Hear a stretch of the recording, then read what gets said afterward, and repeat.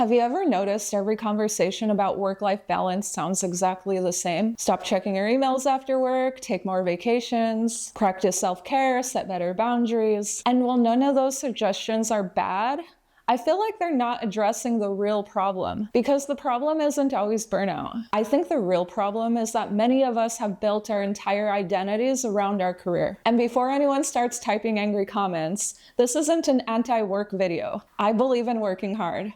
I myself work very hard. I don't think that having ambition is a bad thing, or pursuing promotions is a bad thing. And I definitely don't think that loving your career is a bad thing. What I do think is dangerous is letting your career become your identity. So today's video is about decentering your job, and I feel like that's very relevant to us as graphic designers. Not because work doesn't matter, but because it's not the only thing that matters. And I promise this isn't going to be a video filled with more generic tips. We are going to look at real research and practical advice and a way of thinking about work that changed my entire perspective. So let's talk about it.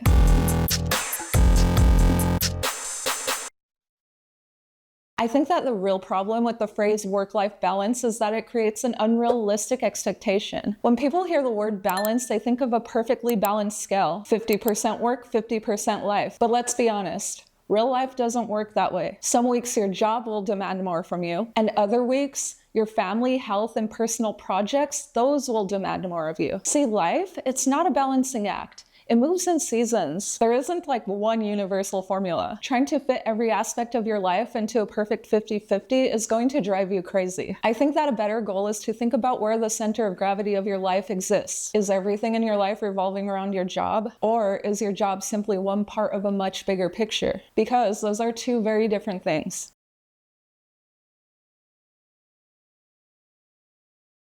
So let's look at numbers now. According to research from the World Health Organization and the International Labor Organization, working 55 hours or more each week is associated with a 35% higher risk of a stroke and a 17% higher risk of dying from heart disease. And even more concerning than all of that, long working hours are estimated to be linked to 745,000 deaths globally in a single year. Those numbers are very difficult to ignore, but I think that the psychological consequences are just as important. When your identity starts to be intertwined with your career, every setback feels personal. A project receives criticism, you feel like a failure. A client might request revisions, and you start questioning your abilities. A promotion doesn't happen, and you start to feel like you've fallen behind. Suddenly, work isn't just something you do.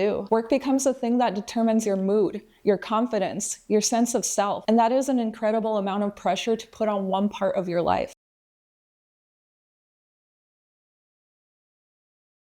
Okay, now I want you to think about these two statements.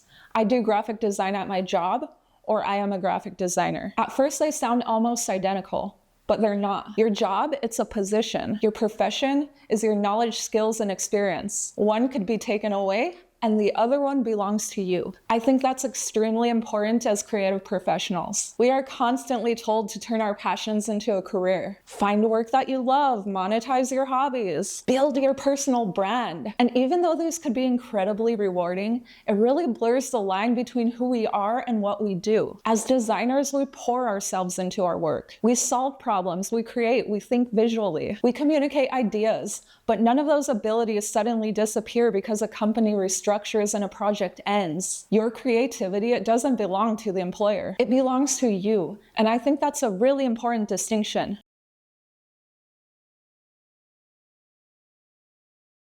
Okay, now I want you to imagine that you're building your life as a wheel, and in the center is you. Around the center are different areas of your life: career, relationships, health, hobbies, your creativity, your community, your education. The goal isn't to make every single section the exact same size. The goal is to avoid putting all the weight on one single pillar. Because if your entire identity is built around work, what happens when that changes? What happens if you lose your job? What happens when you switch careers? What happens when a difficult manager becomes unbearable? If work is your only source of identity, those experiences can feel devastating. But if your identity is spread across multiple areas of your life, a difficult season, it doesn't have to shake the entire foundation.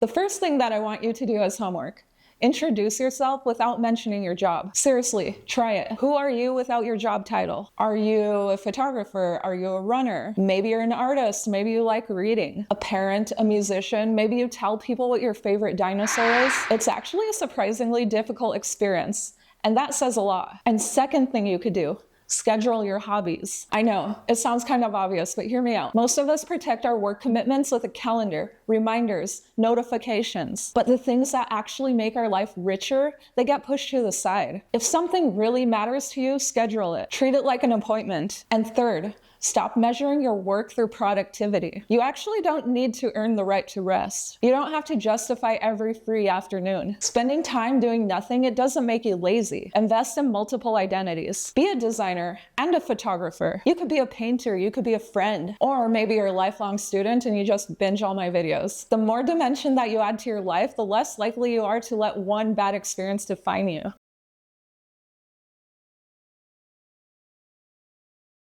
And I want to leave you with one final thought. If you lost your job tomorrow, who would you be? It's a difficult question, but the answer, I feel like it could say a lot about where your current identity lives. Because here's what I personally learned. A company, they could give you a position.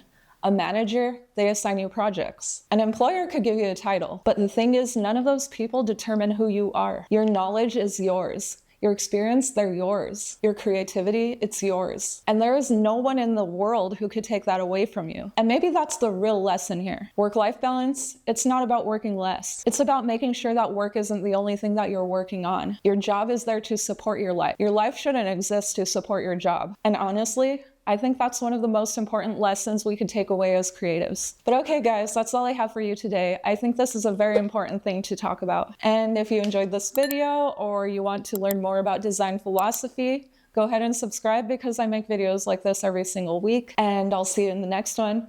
Bye!